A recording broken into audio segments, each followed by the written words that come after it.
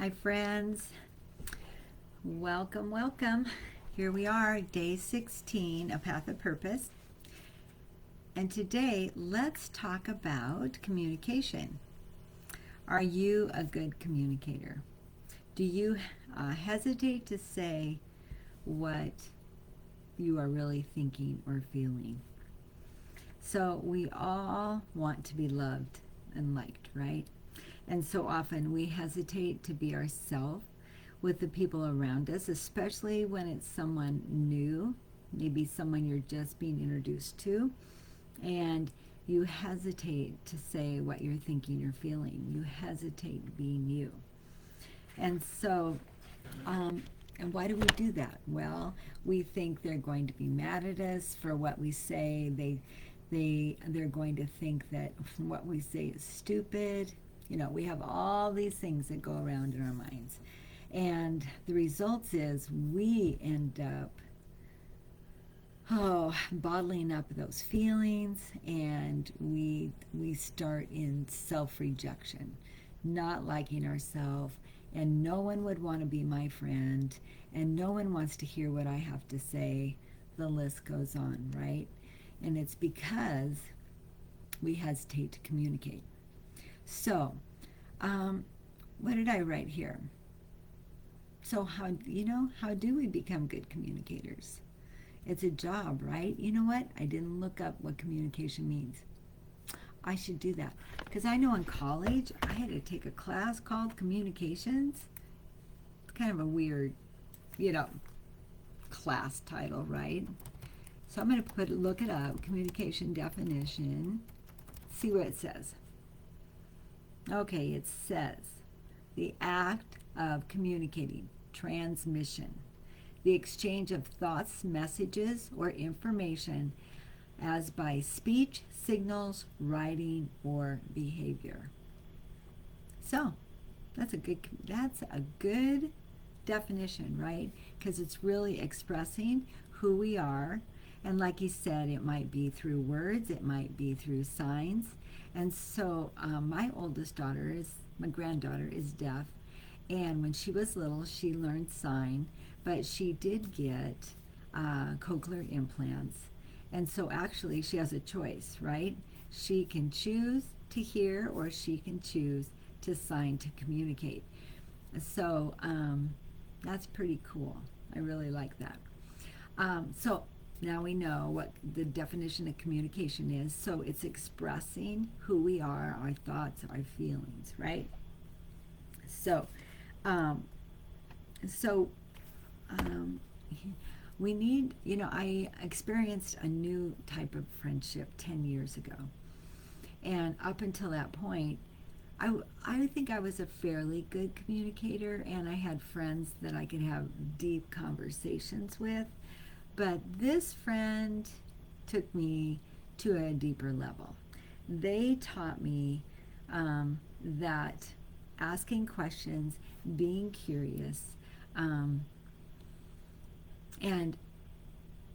just processing together was a good thing. So, I'm going to tell you about this. So, the amazing thing is we're so funny. We have different perspectives in life on a lot of things, and we don't agree. But that hasn't affected our relationship. We have learned how to communicate and ask each other questions, draw each other out, understand why the other person has that opinion. And it's been a safe relationship with good communication. And I don't think I had ever had that before, where someone was not in agreement with my perspective. And so it has taught me that it's about the relationship. It's not our opinions, right? In fact, the last time we went out for coffee, it was 5 hours long, right? So how do you have so much to say and you go out for coffee and it's 5 hours? And it was so great. So I'm looking forward to, we're having dinner coming up together, and I'm looking forward just to a time to catch up and talk about what's going on.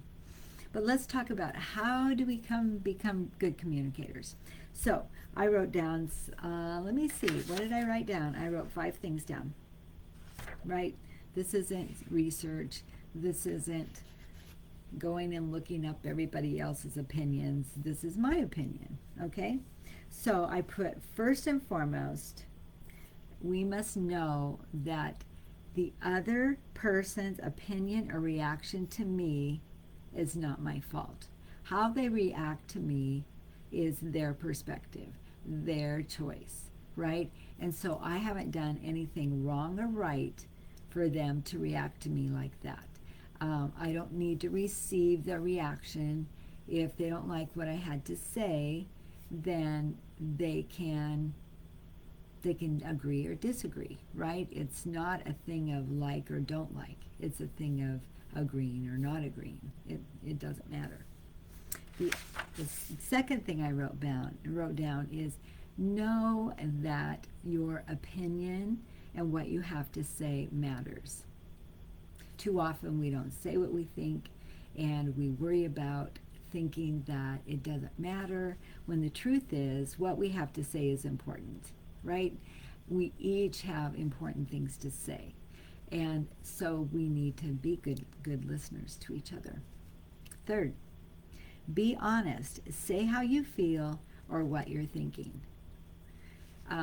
Too often we sit back and we go, oh, I don't think they'll like what I have to say, or we just hesitate to be honest because we don't want rejection. But we have to learn to be honest about our opinions or what we feel or say. It's not even about opinion, right? Opinion's kind of a strong word. It's one of those words that it's like cut and dried. But that isn't what I'm meaning. I'm meaning just expressing yourself. The fourth thing, recognize that you can't have a good and clear communication with everybody. If they become defensive and argumentative, that's probably not a person you're going to open up to and have intimate conversations with, because they've just proven to you that they're judgmental and opinionated in a negative way. And so you need to just understand that it's okay, that not everybody can you have a trusting, deep relationship with, and that's okay. We don't have time to have those deep relationships with everybody in our lives, right? The fifth thing, not every relationship is deserving of a deep and honest conversation. It's kind of what I just said. Some relationships, you just have to be okay with. Yeah, that's the relationship, and it doesn't have to be any more than that. You don't have to pursue it. It doesn't have to become something that it wasn't meant to be or that you wanted it to be. But it's okay to just step back and love and like that person, but it doesn't mean you have to take time out for deep conversations. So how do we learn to become a good communicator?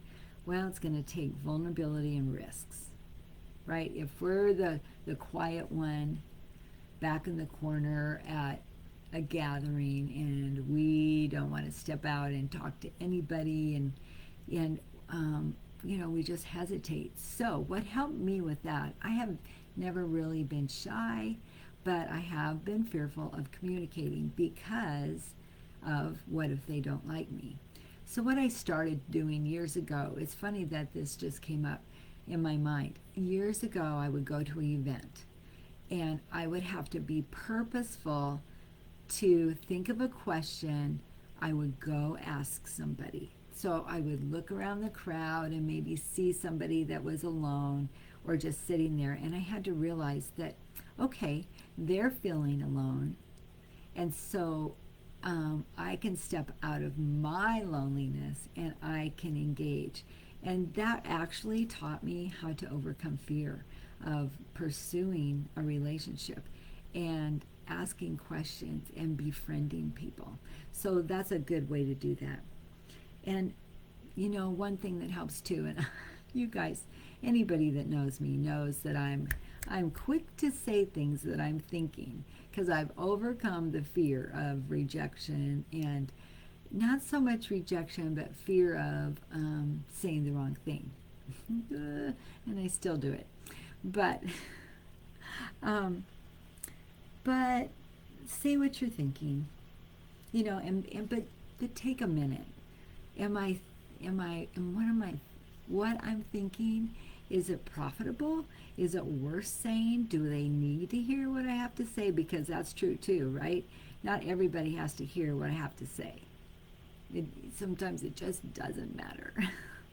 And then, and for those times that I've been quick to answer and it's come off rash or offensive or hard or and not even with the intention to hurt somebody's feelings, but I'm just quick, right? I'm quick to answer. I'm quick to